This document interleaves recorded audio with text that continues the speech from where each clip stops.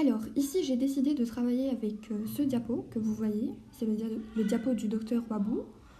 Et parce que je l'ai trouvé assez intéressant. En fait, il contient toutes les informations et il est assez bien organisé. Vous allez très bien vous retrouver. Et donc, même si c'est pas votre prof, c'est pas votre diapo officiel, je pense que vous allez quand même vous retrouver. Y a pas de souci. Normal. En guise d'introduction, on nous fait un rappel sur les biomolécules. Quelles sont les biomolécules que nous avons? Alors vous devez savoir qu'en fait les biomolécules, c'est tout simplement les molécules du vivant. C'est-à-dire c'est les molécules qui vont caractériser un être vivant, un animal, un végétal, l'être humain. C'est ce qui vont faire la différence entre cet être vivant et une roche par exemple. Ils ont des molécules qui vont les caractériser. Et ces molécules, on va les appeler les molécules du vivant ou les biomolécules. Et elles sont représentées par les glucides, les lipides, les acides aminés ou les protéines. Après, bon, petite remarque, les acides aminés, en fait, c'est eux qui vont s'assembler pour former des protéines. Voilà, acide aminé plus acide aminé plus acide aminé, ça forme une protéine. Donc c'est un peu la même chose. Ils font partie de la même famille. Et les acides nucléiques. Les acides nucléiques, c'est tout ce qui est ADN, ARN, donc vous voyez, c'est toute cette famille-là. Et ces différentes biomolécules vont en fait faire l'objet de vos cours de biochimie tout au long de l'année. Et vous allez commencer par les glucides. Et c'est de cela qu'on va parler dans ce cours. Ici, on nous dit tout simplement que les glucides, c'est les biomolécules les plus abondantes sur Terre, les plus répandues. Donc, ok, on le sait, c'est bon. Et ici, on vous parle de leur rôle, comme quoi leur connaissance va revêtir une importance en médecine et même dans d'autres spécialités, parce qu'elle vous permet de connaître à la fois leur rôle dans l'organisme, mais également de comprendre certaines pathologies. Ce cours va être abordé en deux parties. Vous allez d'abord parler de structure et de métabolisme. Alors le métabolisme, vous allez parler des différentes voies métaboliques, c'est-à-dire des différentes réactions chimiques auxquelles les glucides vont participer. Vous allez voir après. Et pour leur structure, donc on va parler de leur définition, ça c'est déjà fait. Leur intérêt biologique, cela a déjà été abordé. Leur classification, on les a déjà classifiés. Et là, on va s'intéresser à leur structure et leurs propriétés. Plus précisément, les structures et propriétés des oses, ensuite des osides. Juste avant, on va quand même voir ce qu'il y a dans ce diapo. Donc, avant, on n'a pas encore entamé la propriété. Là, on est encore dans la phase généralité. Et qu'est-ce qu'on nous dit? Là, tout simplement, les glucides sont également appelés les saccharides. Ok, c'est bon, on le sait. Ou encore les hydrates de carbone, on l'a déjà cité. Ce sont des biomolécules, les molécules du vivant, et des molécules organiques, c'est-à-dire qu'elles vont contenir du carbone et de l'hydrogène. Et là, on va l'aborder un peu plus loin pour être plus clair. Je pense que c'est mieux de l'aborder un peu après. Là, c'est leur structure, on va encore l'aborder après. Là, on a parlé de leurs propriétés tout à l'heure, de leur rôle, c'est bon. Et enfin, leur classification, ici. Donc pour rappel, on a les glucides. Les glucides vont se répartir en oses et en osides. Les osides, à leur tour, auront deux catégories, qui sont les holosides et les hétérosides. Cette partie, là, vous voyez que la classification, elle va un peu plus loin. On n'en a pas parlé. On va mieux la comprendre quand on va parler de leurs propriétés, qu'on commence tout de suite. Premièrement, les monosaccharides ou les oses. Alors là, on va parler de tout ça. D'accord? On commence par leur définition. Les monosaccharides ou les oses, ce sont des sucres simples. Les sucres simples, ce sont des monomères de glucides. Encore, ce sont les unités de base des glucides. Leur formule brute, vous la prenez par cœur pour les QCM, CnH2n, N strictement supérieur à 3. Si je vous dis par exemple que j'ai un N, alors petite remarque, cette formule brute, on peut également l'écrire de cette façon-là, CnH2n, ON. C'est exactement la même chose, c'est correct. Donc si je vous dis que j'ai un N qui est égal à 4 par exemple, ok? Donc j'ai un C4, H2 x 4 ça fait 8, O4. Donc ça, c'est un ose. Si je vous dis, est-ce que C4H7O4 est un ose? Bah non, c'est pas possible. C'est pas un ose, parce que tout simplement, il ne respecte pas la formule brute. Maintenant, si je vous dis N égale à 2, donc j'aurai un C2H4O2. Est-ce que ça, c'est un ose? Eh bien non, parce que le N doit être strictement supérieur à 3, ce qui n'est pas le cas ici. Donc c'est ça, par définition, un ose. C'est sa formule brute. Ensuite, il peut contenir, son autre caractéristique, c'est qu'il possède une fonction carbonyle. Une fonction carbonyle, bon, c'est pas très correct de parler de ça, alors je vous préviens tout de suite. Dans le cours des glucides, vous allez faire plein de chimie. Vous allez parler beaucoup de notions de chimie que vous allez aborder en chimie quand vous allez finir le cours des glucides en biochimie. Ce qui fait que, je sais c'est bizarre, mais c'est comme ça. Ce qui fait qu'au final, vous devez faire vos propres recherches pour comprendre certaines notions de chimie que vous allez aborder en détail dans le cours de chimie. Là, il faut vous contenter de certaines notions superficielles, juste histoire de bien comprendre le cours des glucides. C'est tout. Voilà, un exemple de notion de chimie que vous devez bien maîtriser pour ce cours et que vous avez quand même fait au lycée, c'est pas nouveau. C'est les groupes et les familles de molécules. Alors là, on nous dit fonction carbonyle, mais en fait, c'est pas fonction carbonyle. Non, c'est le groupe carbonyle. Je vais vous expliquer. Normalement, ça a été vu au lycée, c'est simplement un rappel. Donc, les groupes, c'est des groupes chimiques dans une molécule. Par exemple, on peut avoir le groupe hydroxyle, OH, le groupe carbonyle, C double liaison O. Et ce groupe, il va donner une fonction à la molécule. Par exemple, le groupe hydroxyle va lui donner une fonction alcool. Le groupe carbonyle va lui donner... alors là, quelle fonction va-t-il lui donner? On a deux possibilités. C'est soit il est placé au milieu de la molécule, enfin au milieu de la chaîne carbonée, comme suit par exemple. Là, il va avoir une fonction qu'on appelle une fonction cétone. Sinon, il sera placé en bout de chaîne, ici par exemple, avec un H comme ça. Et dans ce cas, il va revêtir une fonction aldéhyde.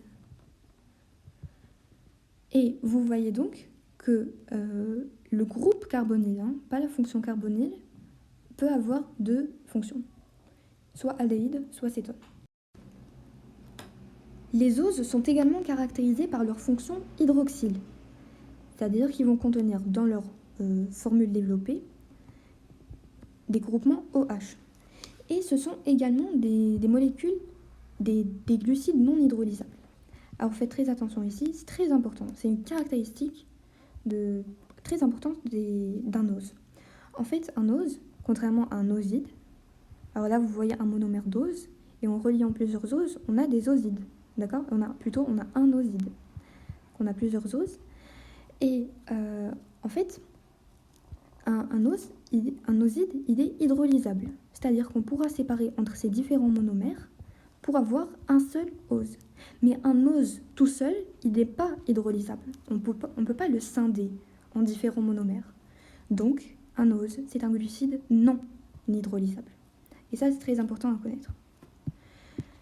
Vous avez compris qu'un monosaccharide ou un ose sera caractérisé par un groupement ou un groupe carbonyle et plusieurs groupes hydroxyles. D'accord? C'est-à-dire qu'à partir de la formule brute CN, H2N, ON, les molécules d'oxygène vont participer à la formation d'un seul groupement carbonyle et tout le reste, c'est-à-dire N-1, groupement hydroxyle.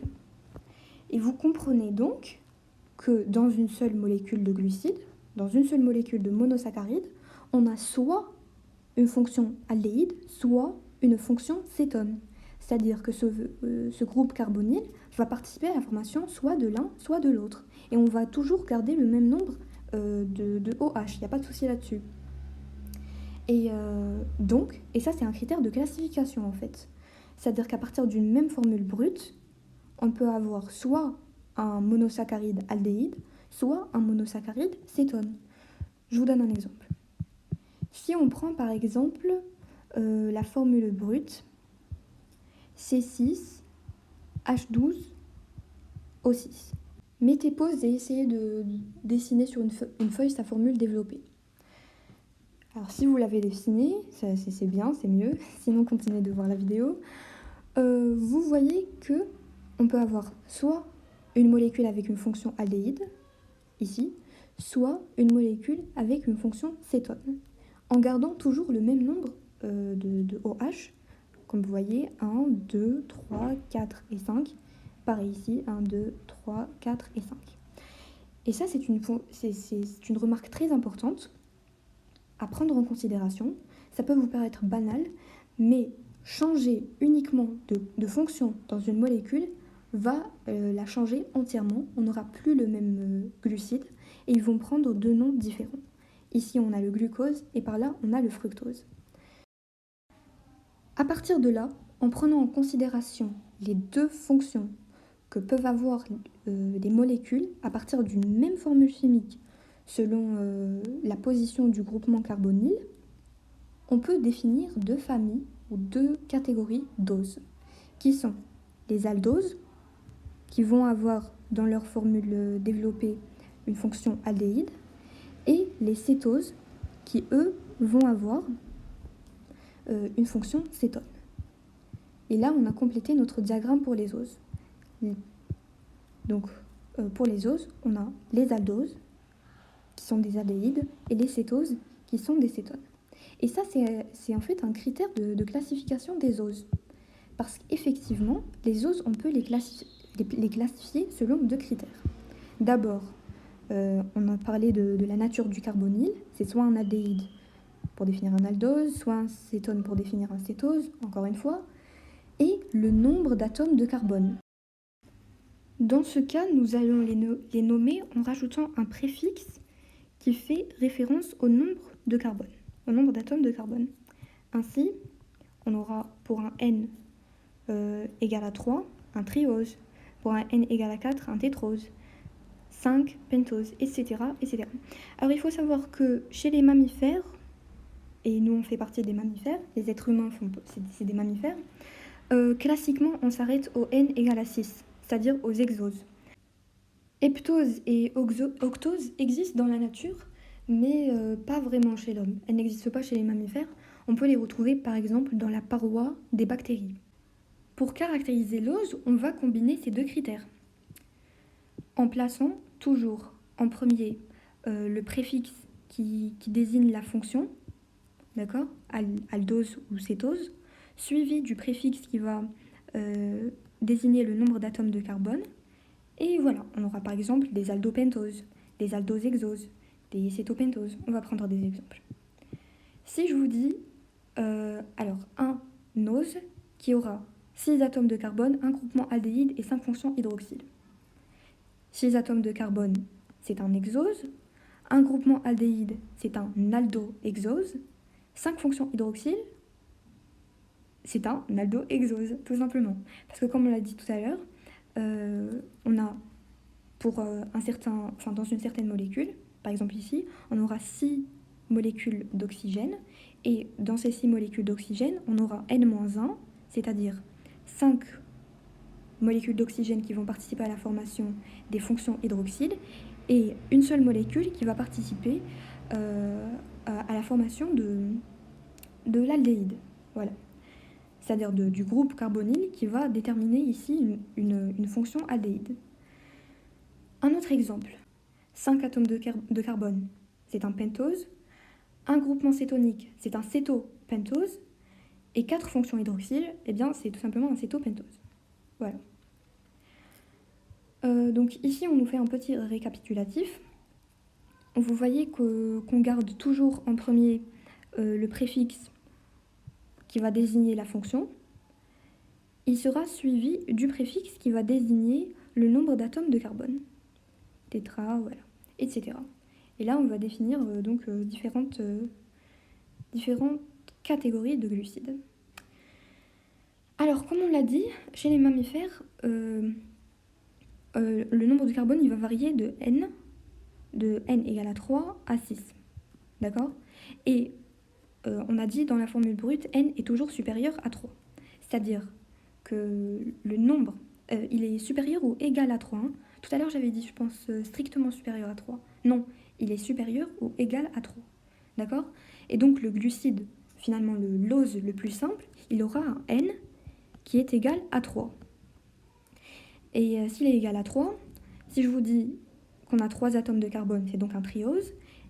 Et si je vous rajoute en plus de ça que c'est un aldéhyde, on aura donc un aldotriose. Et ça, un aldotriose, on en a un seul. On n'en a pas deux, on en a un seul. Et il va prendre le nom de glycéraldéhyde. Il faut l'apprendre, on ne va pas l'appeler aldotriose, on l'appelle glycéraldéhyde. Sinon, si c'est un cétose, il va porter donc, si on suit les critères de classification, les préfixes que j'ai donnés auparavant, on va l'appeler cétotriose. Et là encore une fois, le cétotriose, il y en a un seul. Il s'appelle, on va l'appeler dihydroxyacétone. C'est des mots un peu compliqués au début, mais vous allez vous y habituer très vite. Et vous remarquez que dans leur nom, ils portent déjà le nom de leur fonction. Glycéraldéhyde, on a aldéhyde. Dans dihydroxyacétone, on a cétone. Maintenant, je vous pose une question. Je vous ai dit que les glucides, les oses plus précisément, on va les classifier selon la fonction qu'ils vont porter, soit aldéhyde, soit cétone, et leur nombre d'atomes de carbone. Maintenant, est-ce que c'est suffisant pour définir un ose? Si je vous dis par exemple aldohexose, est-ce que vous allez directement penser à un glucide, à un ose précis, bien précis? Eh bien non. En effet, il faut prendre en considération un autre critère qui est la position des fonctions alcool. On a parlé de la fonction carbonyle, du groupement carbonyle qui va avoir soit une fonction de cétone ou d'aldéhyde. Et là, on va parler des groupements hydroxyles qui vont avoir donc des fonctions alcool. Et là, sachez qu'en fait, ces fonctions alcool, elles peuvent avoir différentes positions dans une molécule. Et ça va créer une distinction entre les différents oses. Donc vous remarquez que pour leur classification, on a le nombre d'atomes de carbone et la nature de leur fonction. Et pour leur distinction, en plus de la prise en considération de ces deux critères, on va également prendre en compte la position des fonctions alcool. Et pour ça, pour bien comprendre ça, on doit revisiter certaines notions de chimie. Première notion, c'est le centre de symétrie d'une molécule.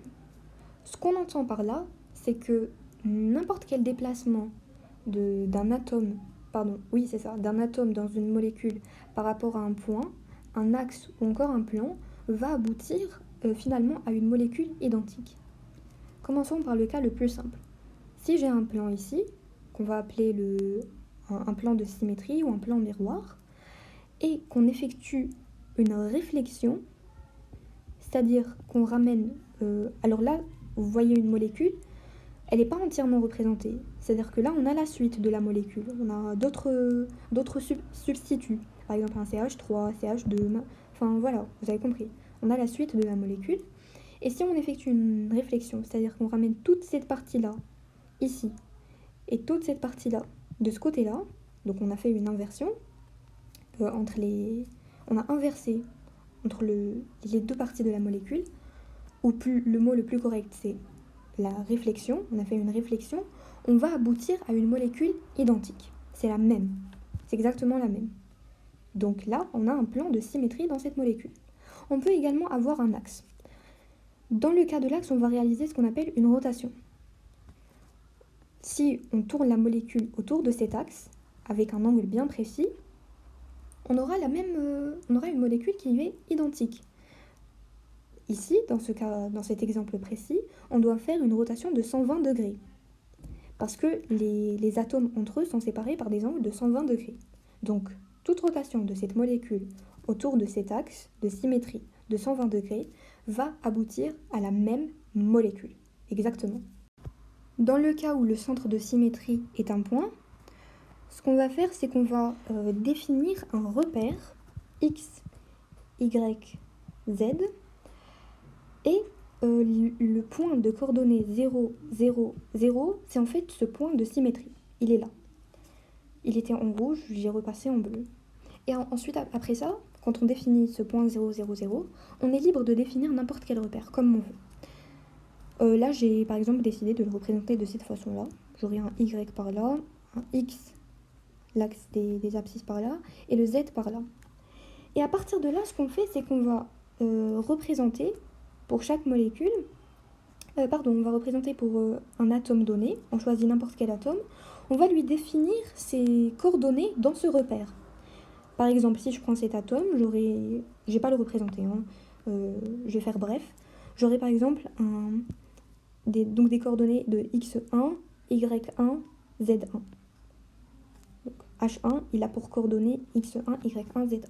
Si je représente le point de coordonnées moins X1, moins Y1, moins Z1, dans ce point-là, j'aurai un atome qui, si je le place là-bas, si je place un atome dans ce point-là, on aura une molécule identique. Et on appelle ça une inversion. Alors, cette notion de centre de symétrie d'une molécule, c'est pas tellement important pour l'examen, c'est pas non plus important pour votre formation médicale, c'est juste que il était dans le diapo et je l'ai expliqué. En plus, c'est intéressant de le comprendre parce que juste après, on va parler de notion d'asymétrie. Et l'asymétrie, c'est important pour le cours. Donc, comprendre la notion de symétrie est intéressante pour faire le rapport avec l'asymétrie, et dont on parlera juste après. La deuxième notion, c'est la chiralité. La chiralité, c'est quand un objet ne peut être superposé à son image dans le miroir. Par exemple, ici, vous voyez l'image de la main dans le miroir. Donc là, on a une image. Ou pour faire simple, la main droite, elle est image de la main gauche. C'est un peu analogue à un miroir. Mais ces deux mains ne sont pas superposables.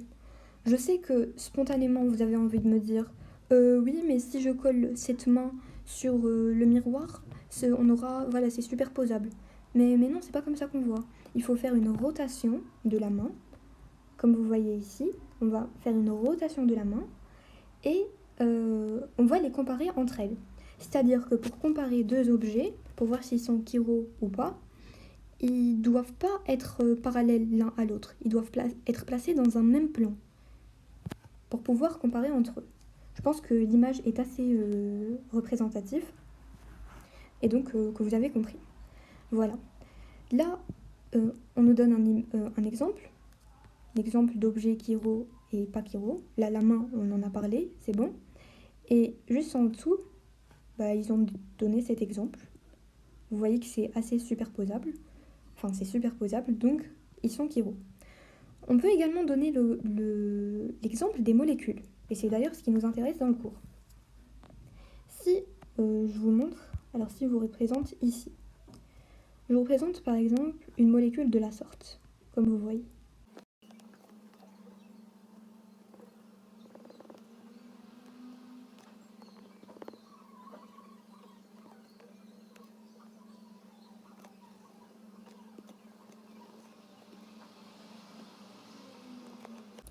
Donc vous voyez que ces deux molécules sont images l'une de l'autre dans le miroir. C'est ça le miroir. Mais elles ne sont pas superposables. Parce que si on fait une rotation, enfin pas une rotation, mais si on essaie de les représenter l'une à côté de l'autre, pas de façon parallèle, on va voir la chose suivante.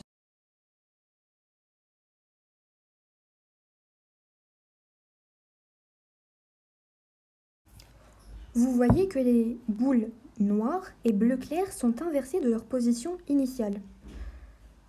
Il suffit d'imaginer ça, d'accord? Là, je l'ai représenté. Si vous prenez une vraie molécule, une représentation, vous allez voir ça plus clairement. Mais c'est cette image c'est ce schéma-là qu'on aura. Et vous voyez que c'est pas superposable. Et donc, au final, on a deux molécules avec les mêmes atomes qui sont images l'une de l'autre dans un miroir, mais ce ne sont pas les mêmes molécules parce qu'elles ne sont pas superposables. Ces deux molécules auront en fait des propriétés physiques semblables, comme par exemple la température d'ébullition, mais des propriétés biologiques différentes. Par exemple, elles n'auront pas la même température, par exemple, elles n'auront pas la même odeur. Elles peuvent ne pas avoir la même odeur.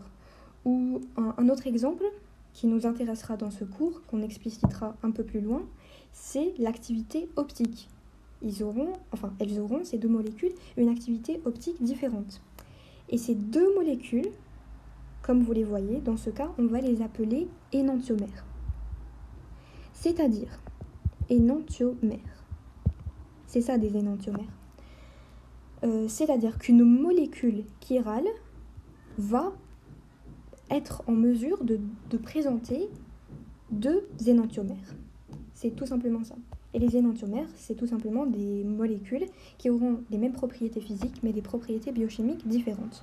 Elles seront images l'une de l'autre dans un miroir, mais non superposables. Maintenant, donc vous voyez que maintenant, ce que je viens d'expliquer, c'est que pour comprendre est-ce que deux molécules sont des énantiomères, il faut voir, il faut les représenter, voir si elles sont images l'une de l'autre dans un miroir, et comparer, voilà, c'est toute une histoire, c'est un peu compliqué. Mais en fait, il suffit d'un seul critère pour savoir qu'une molécule est chirale. Et ce critère, c'est la présence d'un carbone asymétrique. Et un carbone asymétrique, c'est quoi ? C'est un carbone qui va présenter 4 substituants de nature différente. Il sera attaché à 4 substituants qui sont tous différents l'un de l'autre. C'est tout. Dès que vous voyez qu'un carbone est asymétrique, et petite remarque, un carbone asymétrique, c'est un carbone auquel on va mettre une étoile, comme ça en astérix en haut. Et vous allez directement déduire que cette molécule, c'est une molécule chirale et qu'elle va présenter donc 2 énantiomères. Pour chaque carbone asymétrique, un carbone asymétrique va donner 2 énantiomères. D'accord ? Avant d'aller plus loin, je voulais également vous faire un petit rappel qui n'est pas ici.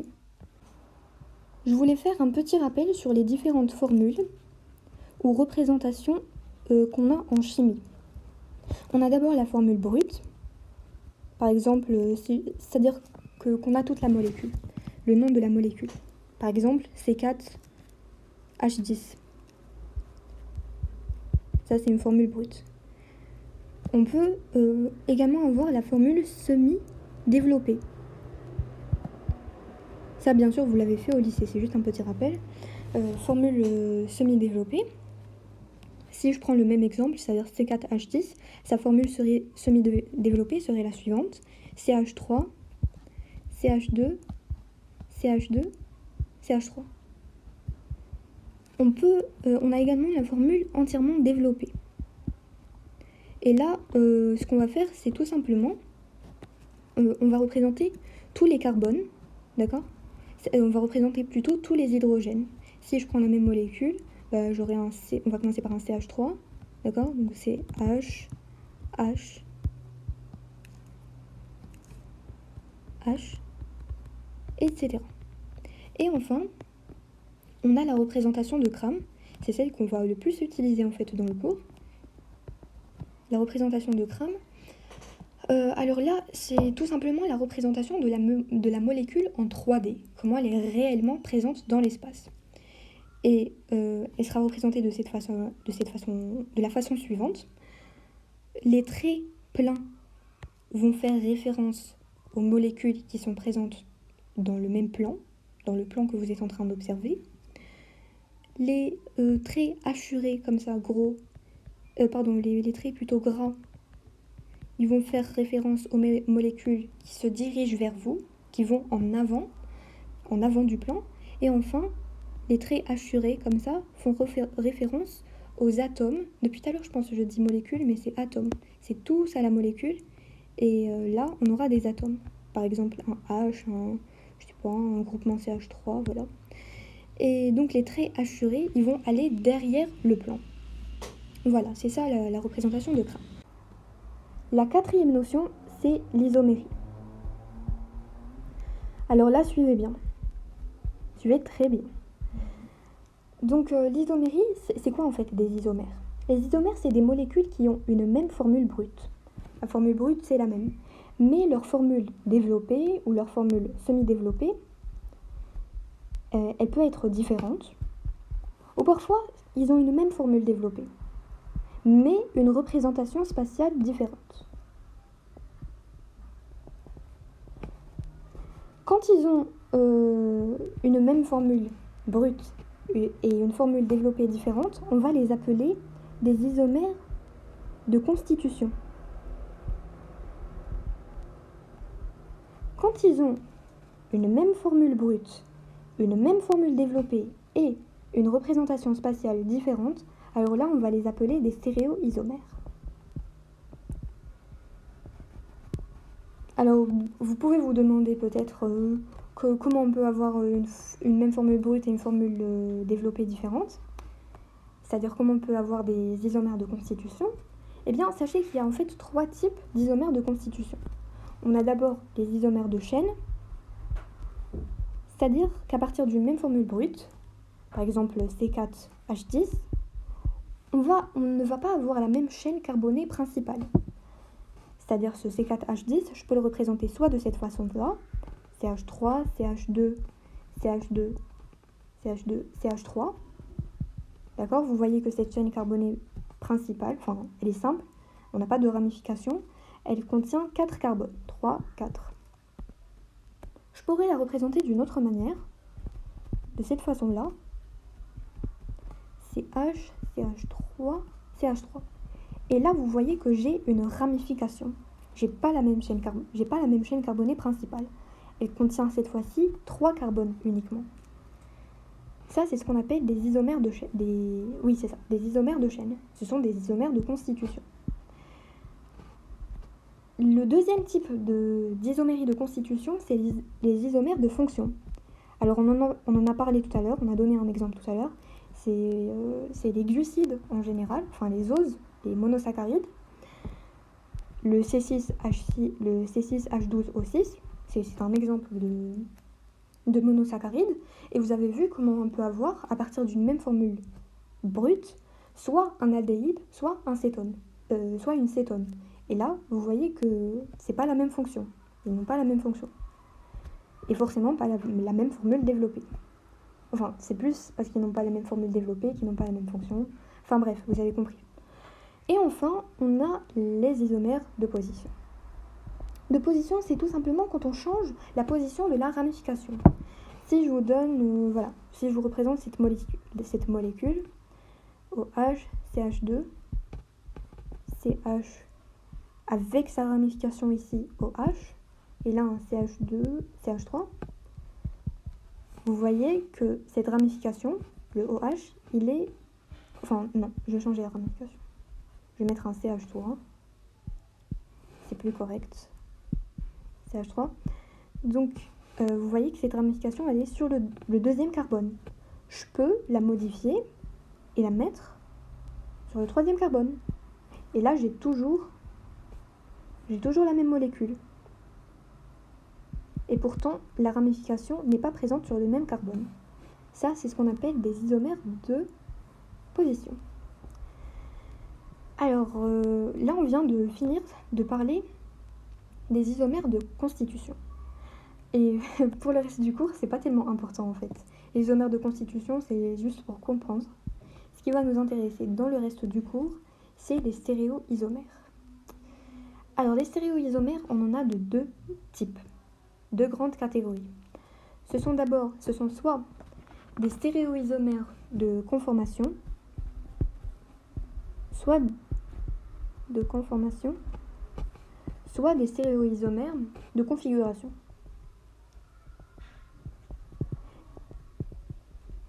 Les stéréoisomères de conformation vont changer par une simple rotation autour de la liaison. On n'aura pas une rupture de la liaison. Si je vous représente par exemple cette molécule avec un atome qui va en avant, un qui est dans le plan et un autre qui va en arrière, la même chose de ce côté-là. Voilà. Si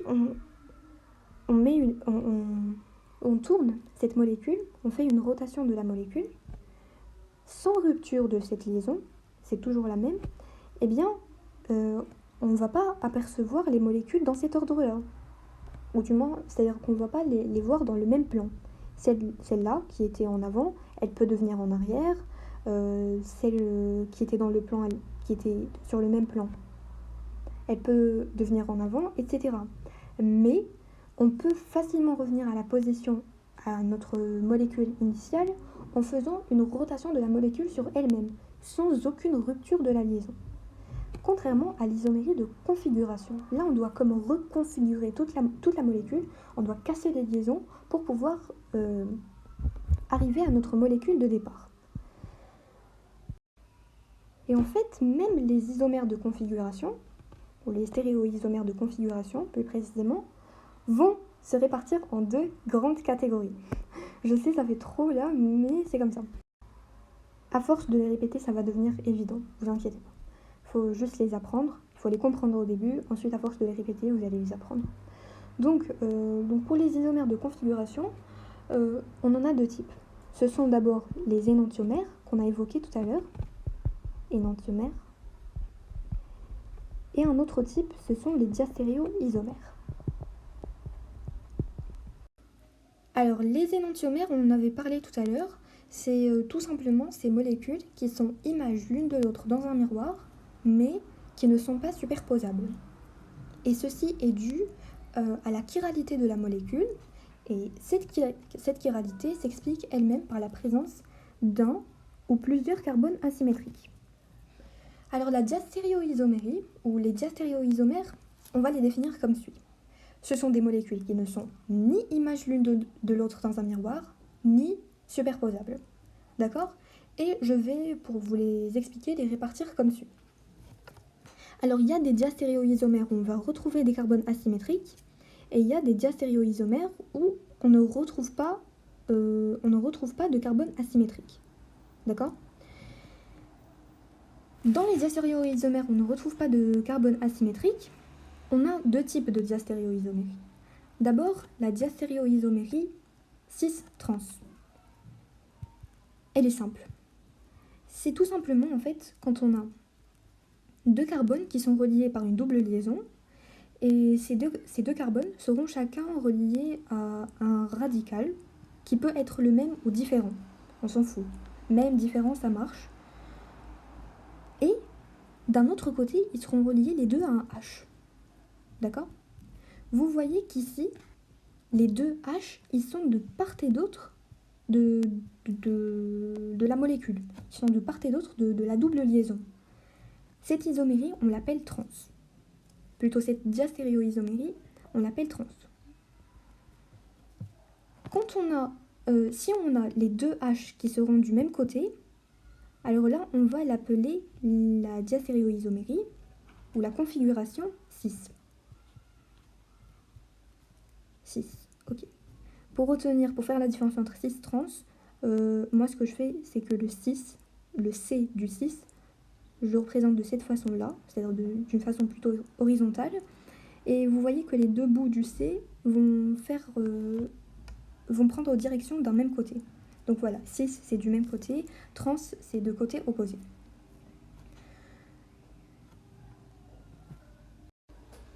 Donc la diastéréoisomérie cis-trans, on peut l'appeler tout simplement la stéréoisomérie cis-trans, se fait quand on a deux carbones reliés par une double liaison et avec la présence de deux H, qui peuvent être soit de deux côtés opposés dans la configuration trans, soit d'un même côté dans la configuration cis. Et vous remarquez que pour passer d'une configuration à une autre, on a besoin de couper cette double liaison. Et c'est pour cela qu'on va les classifier dans les stéréoisomères de configuration.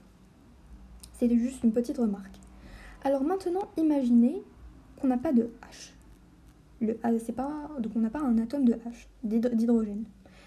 On a à la place un substitut, ou un substituant chimique aléatoire. On s'en fout. Par exemple, un CH3. Imaginez qu'on a un CH3 à la place de ce H. Eh bien, on est toujours techniquement, on est toujours dans une diastéréoisomérie cis-trans. Sauf que cette fois-ci, on ne va pas l'appeler cis-trans, on va lui donner un autre nom. On va l'appeler la stéréoisomérie ZE. C'est exactement la cis-trans, sauf qu'au lieu d'avoir des H, on aura un autre substituant chimique. Ici, j'ai donné l'exemple de CH3. Mais c'est n'importe quel substituant chimique, pourvu qu'il soit le même. Et on l'appelle ZE. Z quand les deux substituants sont du même côté, parce que Z, ça fait référence à zusammen, qui veut dire même en allemand, et E, quand ils sont de deux côtés opposés, E faisant référence à entgegen,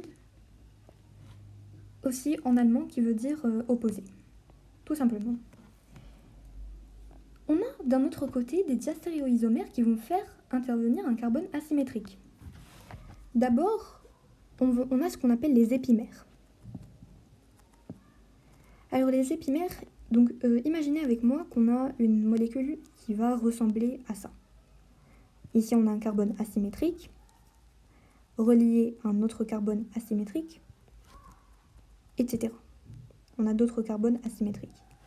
Bon, supposons que ce carbone asymétrique est lui-même relié à un autre carbone. Par là, on a un H et là un OH. Là aussi. Vous voyez que chaque carbone est relié à 4 substituts différents.